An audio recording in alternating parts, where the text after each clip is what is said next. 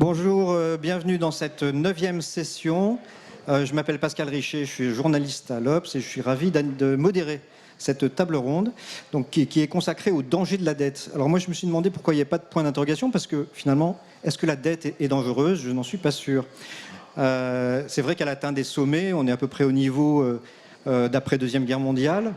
Mais elle est bien utile pour différentes raisons. Déjà, ça permet d'amortir les chocs, les crises, et puis d'investir pour le futur. Et là, on a besoin d'investissement. Donc, tous ces sujets, on va en parler. On va se demander qu'est-ce que c'est qu'une dette excessive, et surtout, qui va payer ou effacer cette dette. Donc, on a un panel très diversifié. Avec nous, nous avons Sarah Carlston, qui est Senior Vice President de l'agence de notation financière Moody's, qui est chargée donc d'analyser les risques souverains de plusieurs pays, et notamment elle a fait la France, je crois. Nous avons, alors en distanciel cette fois-ci, François Mallet, qui est directeur général de Kepler-Chevreux, qui est une société financière de conseil et de gestion d'actifs. C'est donc notre homme de marché. Nous aurons Sharon Donnery, qui est sous-gouverneur de la Banque centrale d'Irlande. Alors il faut savoir qu'en Irlande, le ratio dette sur PIB est passé de 120% à 60% entre 2014 et 2019. Nous avons aussi Laszlo Andor, qui lui est secrétaire général de la Fondation européenne d'études progressistes, qui est donc c'est un économiste. Il a été commissaire européen sous Barroso, il était chargé de l'emploi, et cette fondation est liée au Parti socialiste européen. Voilà, mais avant de leur donner la parole, j'invite Jean-Paul Paulin, qui est membre du Cercle des économistes, qui est professeur émérite à l'Université d'Orléans, et qui va lancer la discussion. Oui, merci Pascal. Alors, juste deux, trois chiffres. On sait qu'au cours des 15 dernières années, les taux d'endettement pour l'ensemble des pays dits avancés a augmenté de 50%. Il était un peu au-dessus de 70% en 2007. Il sera à la fin de cette année un peu au-dessus de 120%. Alors on peut se dire effectivement que tout ça est inquiétant.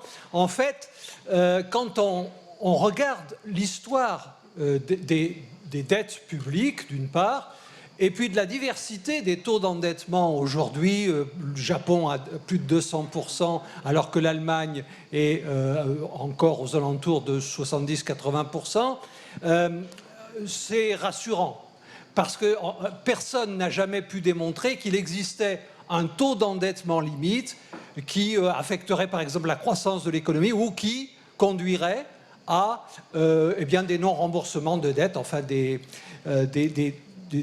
annulations de dettes.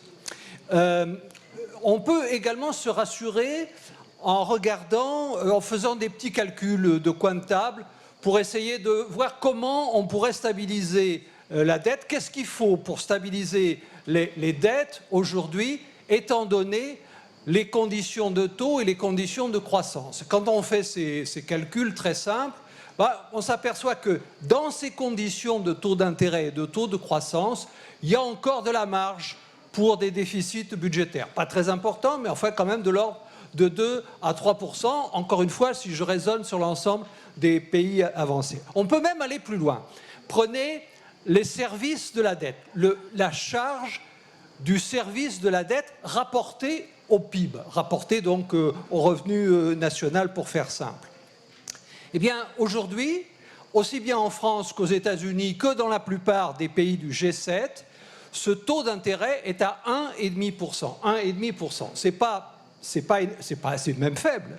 Et c'est plus faible que le taux qui prévalait dans les années 90, qui était de l'ordre de un peu plus de 2%, avant l'augmentation des taux d'endettement dont je viens de parler. Donc, il y a là quelque chose qui peut paraître étonnant, mais qui n'est pas de l'ordre du mystère, puisque tout ceci dépend effectivement du rapport entre le taux d'intérêt et le taux de croissance. Il se trouve que les taux d'intérêt dont on parle sont extraordinairement faibles. Et c'est cela, évidemment, qui explique ce type de résultat. Or, ça va changer. Quand les économies reviendront à la normale, les taux d'intérêt remonteront et se rapprocheront en fait du taux de croissance, ce qui limitera les marges de manœuvre dont je viens de parler. Théoriquement, à l'équilibre, il faut que le taux d'intérêt réel soit égal au taux de croissance potentiel de l'économie. Cela étant, évidemment, on n'en est pas exactement. Pour parler concrètement, lorsque on reviendra à la normale, les banques centrales vont remonter les taux d'intérêt à la fois par crainte de l'inflation et puis aussi par crainte de l'instabilité financière. Parce que les conditions de financement et les conditions de rémunération de l'épargne sont aujourd'hui tout à fait anormales et peuvent poser problème. Je ne vais pas discuter de cette question ici. Dès lors, le danger de la dette, il va apparaître lorsque nous serons revenus à la normale. Pour ça, on a quand même un peu de temps. Il faut le souligner. Il se trouve que la durée moyenne des dettes publiques, elle est de l'ordre de 7 ou 8% pour les pays dont je parle, ce qui veut dire que les taux... 7 ou 8 ans. 7 à 8 ans, oui, qu'est-ce que j'ai dit ? 8%. Ah non, pardonnez-moi. De 7 à 8 ans, ça veut dire que tant que les dettes ne se seront pas totalement renouvelées, on va bénéficier encore de taux d'intérêt relativement faibles. Mais une fois que ce délai sera épuisé, bien, on sera face au fameux mur de la dette. Donc, quelles sont les solutions que l'on pourrait avoir pour y faire face ? Alors, vous savez que ces solutions sont extrêmement vastes et d'ailleurs d'inspiration très, très différentes. On a parlé, comme vous le savez sans doute, on a débattu autour de cantonnement des dettes publiques ou encore le non-remboursement des dettes publiques détenues par les banques centrales. Je ne vais pas faire le tour de ces différentes solutions. Je voudrais juste me centrer sur deux orientations qui vont être déclinées de façon différente selon des solutions différentes, mais qui, je crois, ces deux orientations vont structurer les solutions qui seront retenues. Alors, la première de ces solutions, c'est le retour à la rigueur budgétaire, enfin en tout cas à la stabilité des finances publiques. Personne n'en parle aujourd'hui parce que, évidemment, ce serait remettre en cause la reprise économique, ce peut être dangereux, mais pour un certain nombre de gens, il faudra effectivement, on ne pourra pas faire l'économie d'un retour aux finances publiques, soit par la fiscalité, c'est-à-dire par l'augmentation des impôts, soit par une réduction des dépenses publiques, même si on ne fait pas ça dans les 2-3 ans qui viennent. Il faut y penser d'un côté, enfin certains y pensent, et puis d'autre part, il faut préparer la façon dont on va y parvenir. La seconde orientation est toute différente. Elle consiste à dire on va profiter de ce temps disponible pour essayer de positionner les pays avancés, ou mettons les grandes économies, sur un taux de croissance supplémentaire. Pour ça, on va investir. Et il se trouve que la crise a révélé des besoins d'investissement, des nécessités d'investissement et des opportunités en termes de rentabilité des investissements importants. On peut parler des investissements dans la santé, des investissements dans l'éducation, des investissements dans la recherche-développement, des investissements dans les infrastructures et puis, bien sûr, des investissements pour la transition écologique. On peut en attendre que cette croissance supplémentaire nous donne un peu plus de temps pour revenir vers l'équilibre des finances publiques. Et puis, on peut aussi en attendre que cette croissance supplémentaire nous donne la possibilité de soutenir des taux d'intérêt plus élevés. Il faut conclure maintenant, Jean-Paul. Oui. Donc, dans la mesure où les investissements que je viens d'évoquer ont peut-être une origine, ont sans doute en partie une origine publique, c'est-à-dire doivent être de la responsabilité des États, il est bien possible que ceci donne lieu à des déficits, enfin des financements publics supplémentaires et donc éventuellement des déficits. Mais où est le problème si ces investissements sont effectivement rentables et nous permettent de croître plus vite? C'est donc une partie du débat d'aujourd'hui. En tout état de cause, quelle que soit la solution, et en admettant qu'on aille dans cette orientation, il faudra sans doute revoir les règles budgétaires européennes, pas seulement dans le chiffrage, c'est-à-dire les 60% par exemple, les 3% maximum des déficits publics, mais dans la nature de ces règles, et de cela aussi nous allons discuter. Merci Jean-Paul. Sarah Carlson, donc vous notez les dettes. Vous allez nous dire qu'est-ce que c'est qu'une dette qui devient dangereuse, et peut-être est-ce que vous avez changé de méthode de notation avec la situation actuelle qui pousse effectivement à s'endetter, d'une part parce que les taux d'intérêt sont très bas, d'autre part parce qu'on a des besoins très importants d'investissement pour la transition énergétique notamment. À vous la parole pour 6 minutes. Thanks very much, and I'm going to be lazy. Merci beaucoup. Je vais être un peu paresseuse, je vais parler anglais pour être le plus précise possible. Now, at Moody's, when we think about debt, Lorsqu'on parle de la dette, on fait notation pour plus de 340 pays partout dans le monde. On parle de la valeur de crédit des pays sur 4 lignes, la force de l'économie, dans quelle mesure est-ce qu'elle est riche, à quelle vitesse elle peut croître, est-ce qu'elle est compétitive. On passe à la force de ces institutions et du gouvernement. On parle de la robustesse des finances publiques. Et souvent, je vois des questions, je les ai vues dans la description de la session. Quelle est la bonne métrique? Est-ce que vous regardez le rapport entre le PIB et les dettes ou autre chose?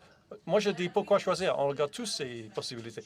On regarde ces métriques, pas seulement avec le PIB, mais également avec les recettes également, qui sont importantes. Parce que chaque pays a une volonté politique différente et une capacité institutionnelle différente pour lever des recettes. Donc, il faut regarder également la possibilité d'éviter des risques bancaires, des risques politiques, des risques de ne plus faire partie du marché ou des risques traditionnels de balance des paiements. Lorsque je réfléchis à là où nous en sommes actuellement en Europe et dans les économies avancées actuellement, la plupart, sinon tous, ont accumulé beaucoup plus de dettes et il y a un certain équilibre ici.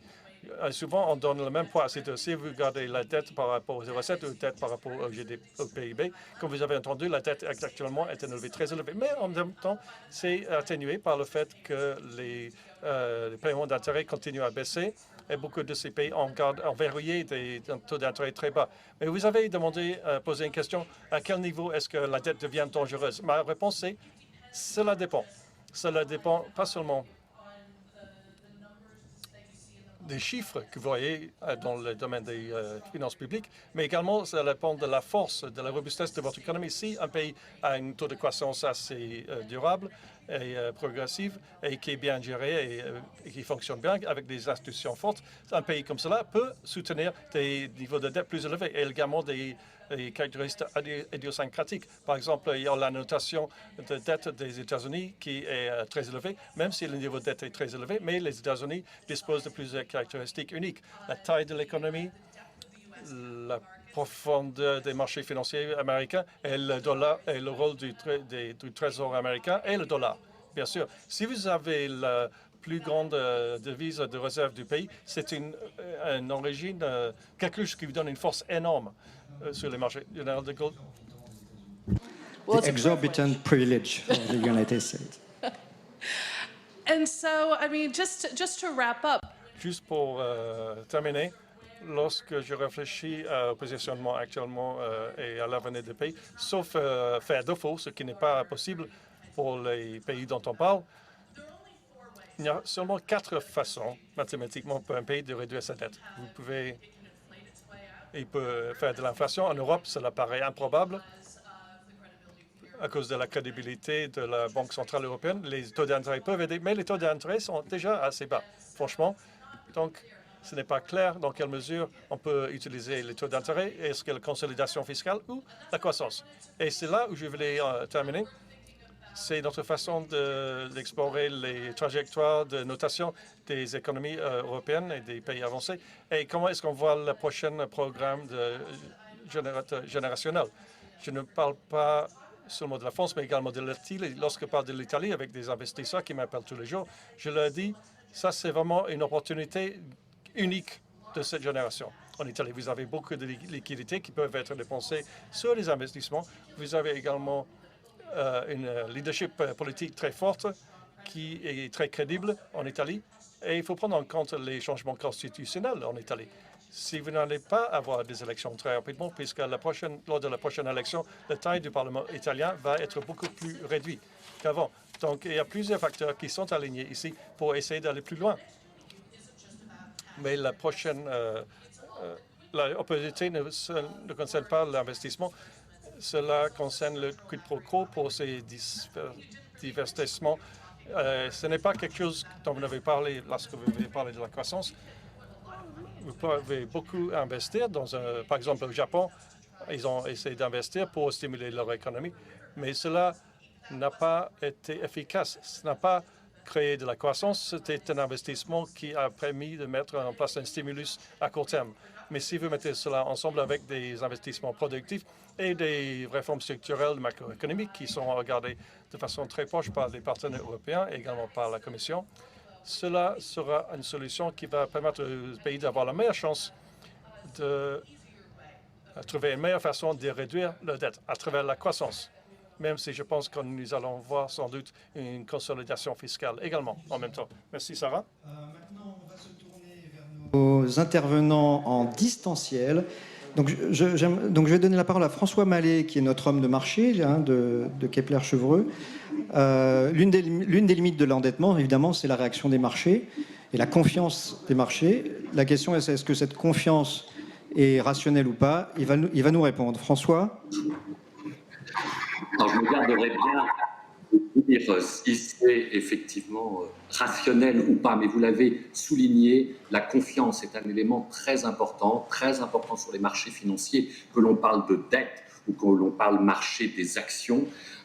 Et finalement, quand on reprend un exemple assez basique, quand vous-même particulier allez voir une banque solliciter un prêt, au-delà des chiffres que vous allez lui présenter sur la crédibilité de l'investissement que vous allez réaliser, il y a aussi la confiance qui s'établit entre vous et le banquier prêteur. Mais finalement, sur la dette et sur les investisseurs institutionnels, c'est un peu la même chose.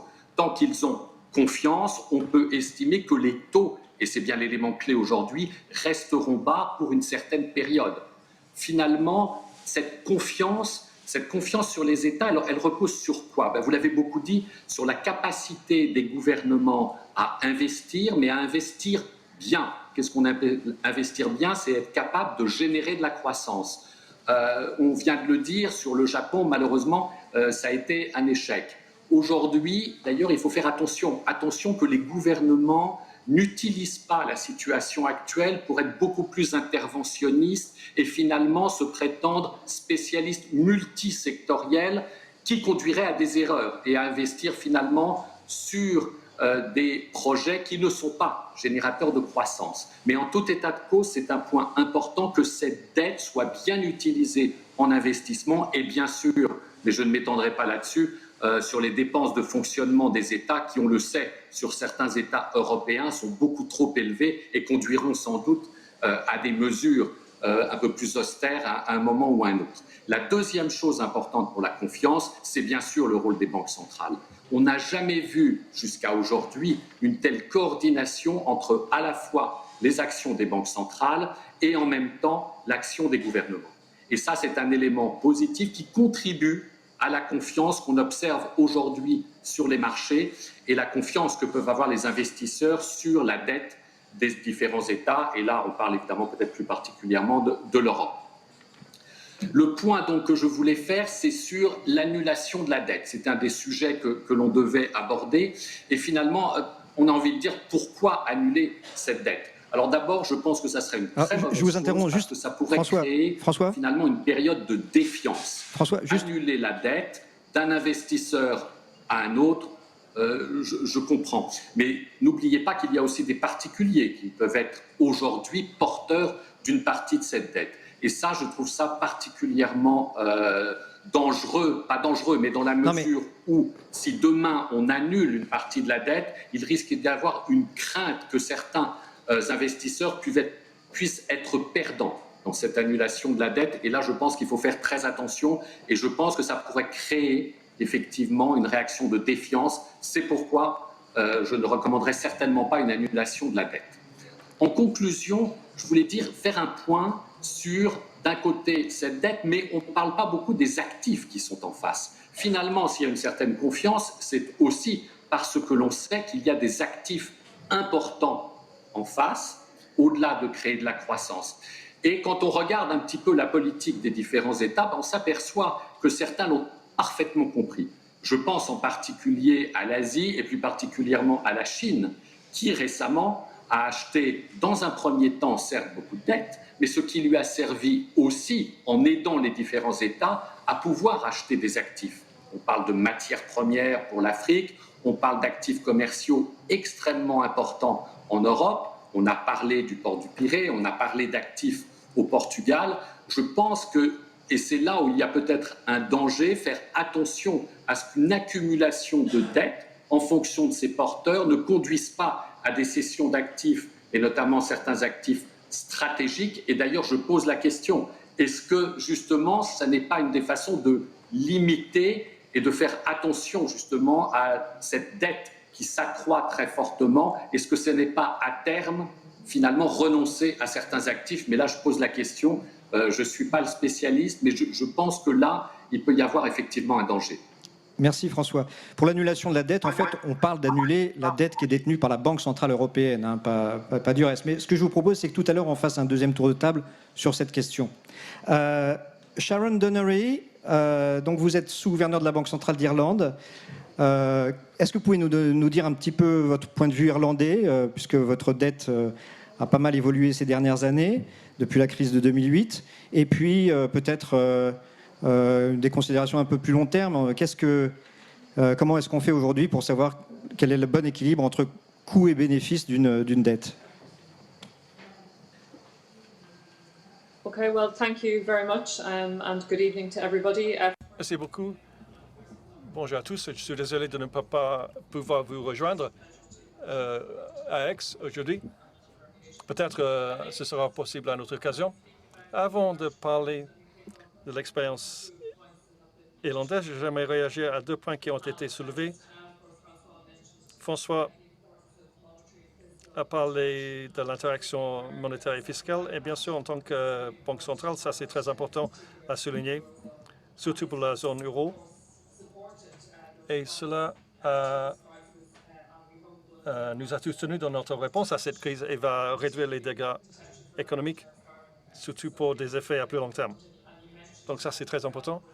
Pascal, vous avez déjà parlé du fait qu'en Irlande, nous avons effectivement eu une augmentation dans notre rapport de dette par PIB. Pour revenir tout au début, une chose qui est très importante, c'est que la dette peut limiter la marge de manœuvre à long terme lorsqu'il y a une récession. Donc il faut bien parler du rôle important que la Banque centrale peut jouer lorsqu'il y a des défis à plus long terme. Comme vous avez déjà dit, juste pour vous parler précisément d'Irlande, comme d'autres économies, nous avons eu cette réponse fiscale très importante à la crise. Ce a été nécessaire et nous avons publié notre prévision mensuelle récemment, hier. Un de nos messages clés, c'est que nous devons commencer à mieux cibler nos politiques pour remplacer ces politiques beaucoup plus larges que nous avions au début de la crise.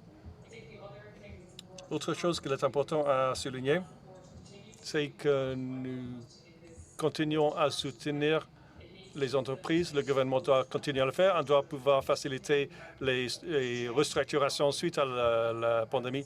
Il faut regarder un peu plus précisément ce que nous devons changer dans l'économie plutôt que de regarder en arrière.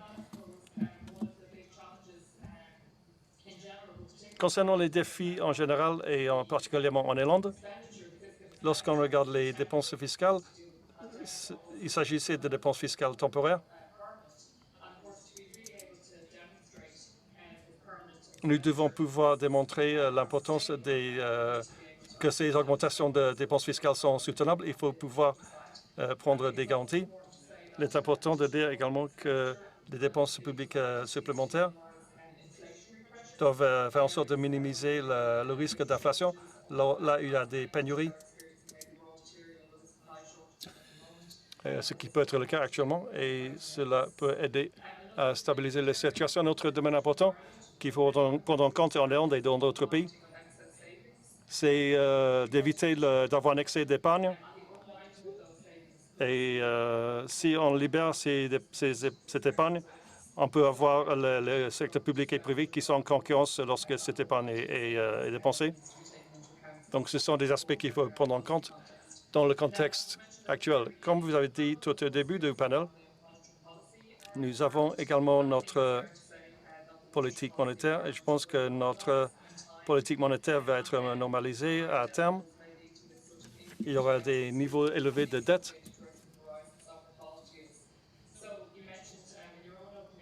Dans vos remarques d'ouverture, vous avez parlé d'une augmentation de le ratio entre la dette et le PIB en Irlande. C'est un ratio qui va baisser, nous pensons, et cela va nous permettre de mieux gérer des récessions à l'avenir.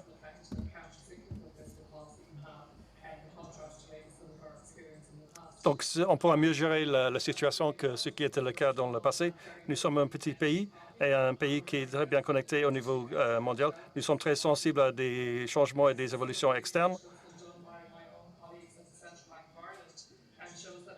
Le travail effectué par mes collègues à la Banque centrale montre que nous sommes parmi les économies les plus vulnérables à des changements structurels au niveau mondial. Cela veut dire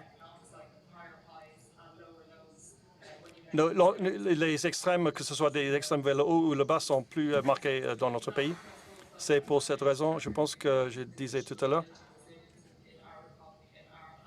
que nous devons renforcer notre économie pour que lorsque l'économie commence à récupérer, on sera mieux placé pour gérer des chocs à l'avenir qui sont inévitables. Je pense que la pandémie a souligné l'importance de ces efforts pour augmenter la résilience, ce qui est important pour toutes les économies, pas seulement les nôtres. Donc, les autres défis que nous avons à long terme, et pour la génération future, évidemment, un des défis à long terme, c'est dans le cadre de l'économie de marché, l'évolution est très importante sur le calendrier, sur les plans futurs de l'Irlande.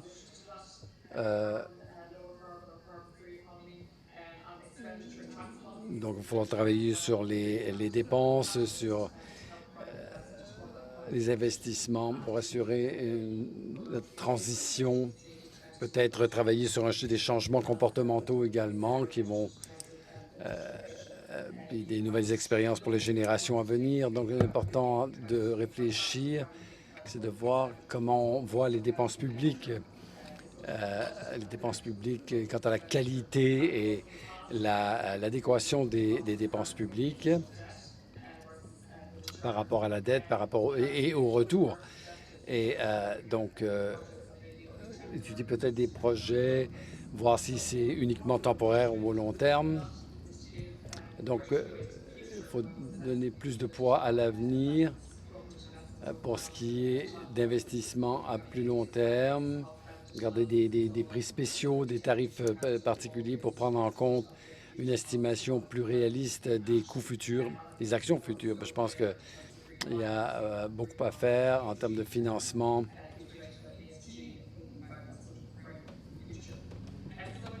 Donc, je pense, en entendant le panel, donc la dette, la gestion de la dette est quelque chose qui est un grand défi. Et comme je l'ai dit, il faut revoir les mesures traditionnelles, les approches traditionnelles. Donc sur les dépenses publiques, par exemple, que les buts, les objectifs soient mesurables, soient très clairs. et ensuite minimiser les coûts de la dette. Donc, pas de taux d'intérêt actuellement, très faible, ce n'est pas un poids. Ceci peut continuer, mais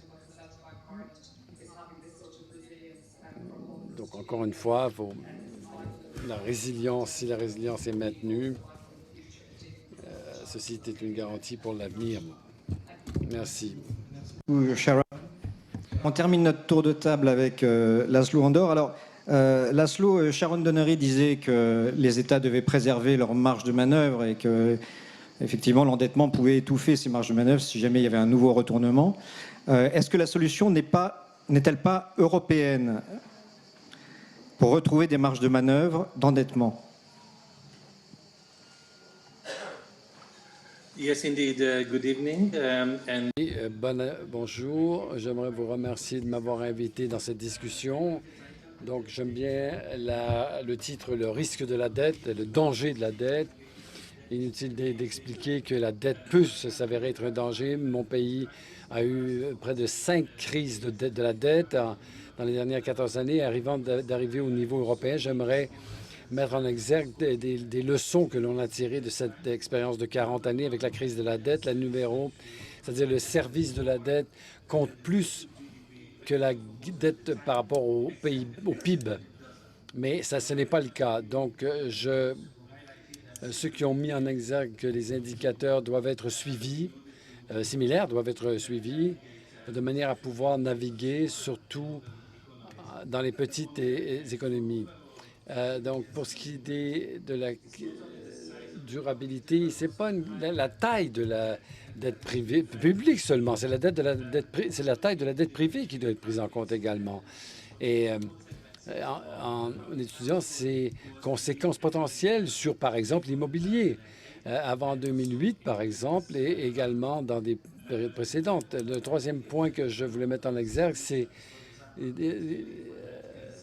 la cancellation, de l'annulation de la dette, par exemple. Ça peut être utilisé parfois. L'exemple, c'est qu'en 1991, la moitié de la dette polonaise, par exemple, a été annulée.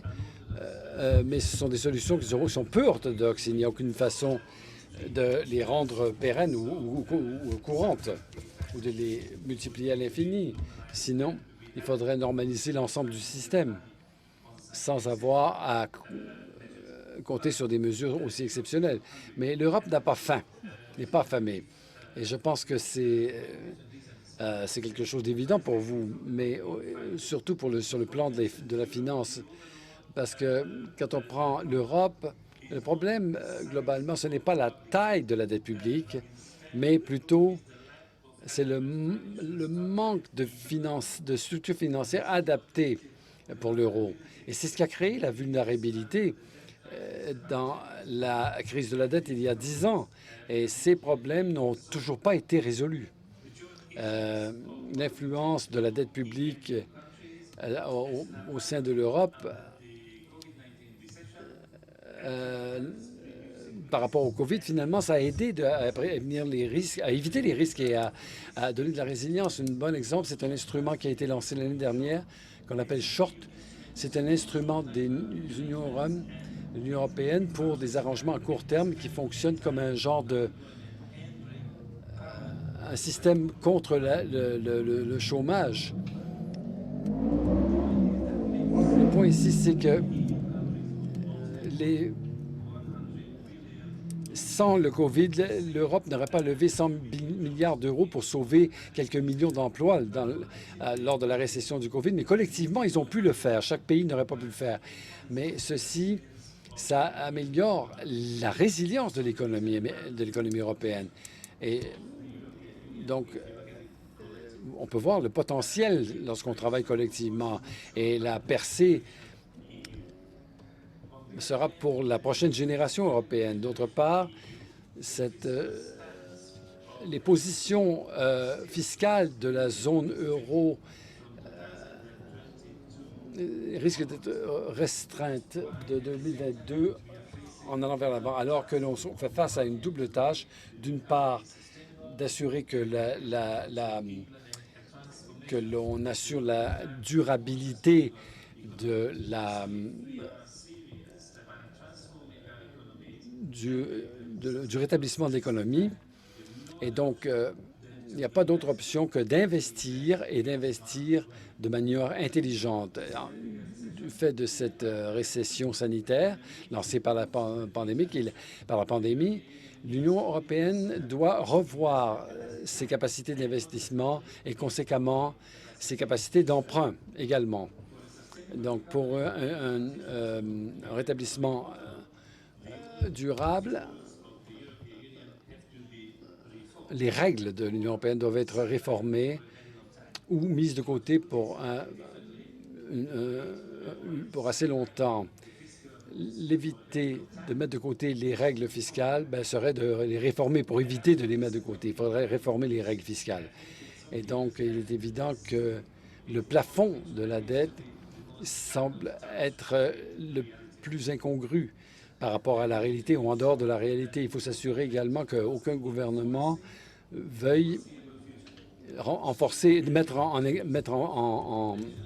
en pratique ces règles.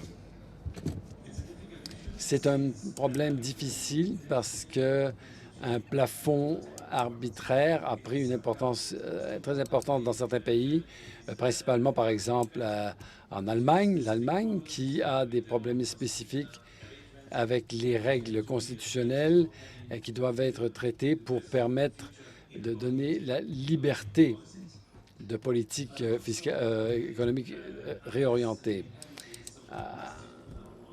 Donc, quant à Maastricht, les capacités d'investissement de l'Union européenne est contrainte.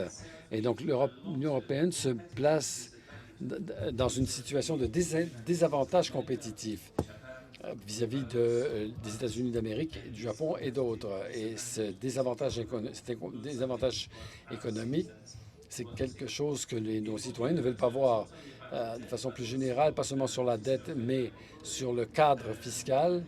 Je pense qu'il faut que les déficits fiscaux font partie de la solution et pourraient maintenir les investissements. Donc, par exemple, les infrastructures sociales, l'investissement en capital humain augmente le potentiel et donc doivent être considérés comme une priorité. Ces signes en période de crise, les stabilisateurs automatiques fiscaux sont des facteurs intéressants. Et ces stabilisateurs fiscaux automatiques doivent être maintenus et également éventuellement passer au niveau européen pour assurer une plus grande sécurité et être plus efficace et plus résilient. Et le dernier point que je voulais soulever ici, c'est que dans un contexte plus large de la durabilité fiscale dans les pays de l'OCDE, il faut prendre en compte plus que simplement la dette publique. Par exemple, les nouvelles initiatives parmi le G7, qui est maintenant passé au G20, pour ce qui est comment traiter l'évasion fiscale par une coordination des politiques fiscales. Donc, ceci peut également jouer un rôle important pour protéger, pour réduire les déficits finalement. Donc, merci beaucoup. Merci Laszlo. Merci M. Andor. Donc, je voudrais... cette idée d'annuler une partie de la dette qui est celle qui est détenue par la Banque centrale européenne. Ça représente à peu près 25% de la dette européenne. Et ça permettrait, selon ceux qui défendent cette idée, de baisser le ratio de dette sur PIB et de donner une marge de manœuvre. Je sais que M. Andor a signé une pétition d'économistes en faveur de cette solution, mais j'aimerais savoir ce qu'en pensent nos autres panélistes. S'il y en a un qui veut prendre la parole, est-ce que c'est une solution qui peut être envisagée? Sarah? Moi, je pourrais commencer. Bon, je dirais que d'abord, ce n'est pas quelque chose que l'on considérait comme probable, ce qu'on peut considérer comme probable. Mais je ne suis pas convaincu de savoir ce que ça pourrait atteindre comme objectif. On a parlé des deux dimensions de la dette, le stock de la dette et les coûts d'intérêt, par exemple. Les coûts d'intérêt, en fait, on revient au Trésor national. Donc, en termes d'espace fiscal, ça ne donne pas vraiment au pays beaucoup plus.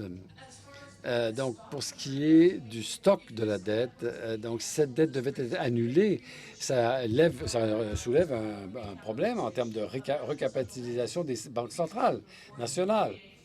Parce que elles n'ont pas besoin de recapitalisation. Elles peuvent avoir un capital négatif. Oui, peut-être, mais les banques centrales n'ont pas de capital négatif. Elles peuvent. Il n'y a pas de loi qui l'interdit. Mais on en reviendra sur les questions légales après. Mais bon, encore une fois, si vous devez recapitaliser des banques centrales nationales pour préserver la confiance du marché, est-ce que vous allez avoir une réduction de la dette par ce biais? Et on parle également d'institutions. On parle beaucoup des institutions, de la gouvernance chez Moody's. C'est très important dans notre façon de voir comment on fait nos notations. Mais l'annulation de la dette va soulever des questions institutionnelles intéressantes sur la politisation des décisions bancaires, et le financement monétaire de la dette. Et donc, ce n'est pas une solution toute faite. Et lorsqu'on l'a étudié, on en a parlé dans nos prévisions pour la zone euro pour 2021. C'est pas clair de savoir quels bénéfices on tirerait de cela et quels risques se présentaient finalement, comment ils se matérialiseraient. Donc, cette idée, est-ce que M. Andor veut la défendre?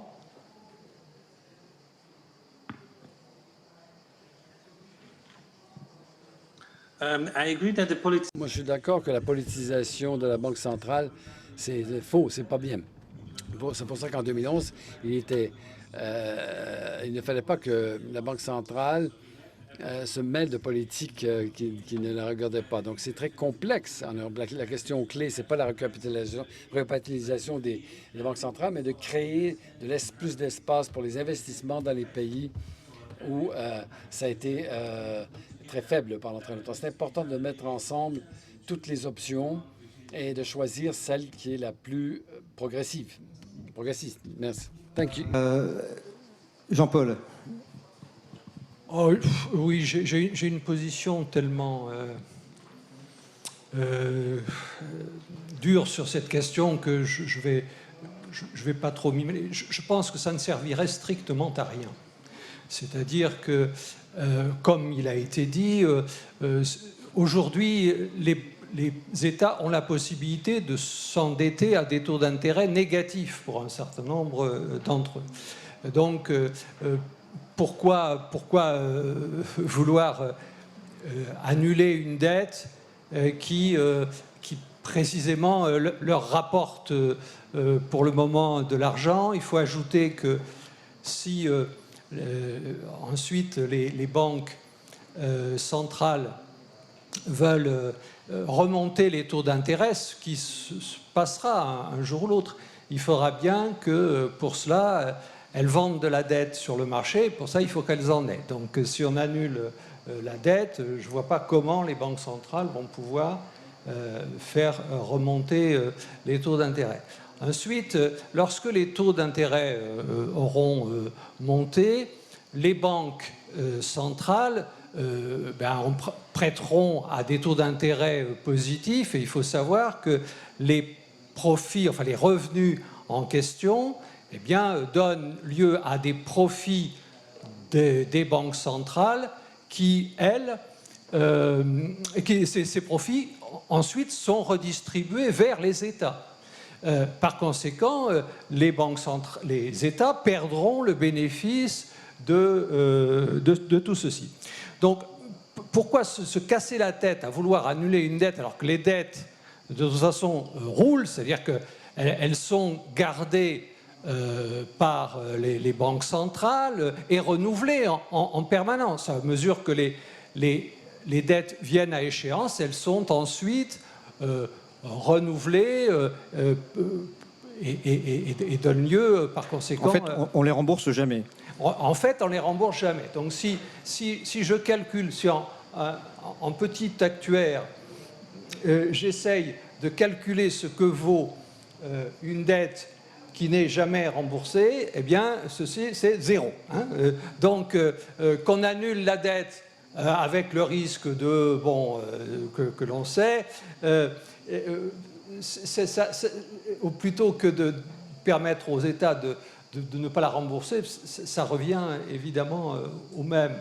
Donc ceci n'a, je pense, aucun sens, et surtout pas dans le cadre européen où, bon, il faut dire que on va dire, les pays du Nord ont quand même fait de gros efforts en ce moment.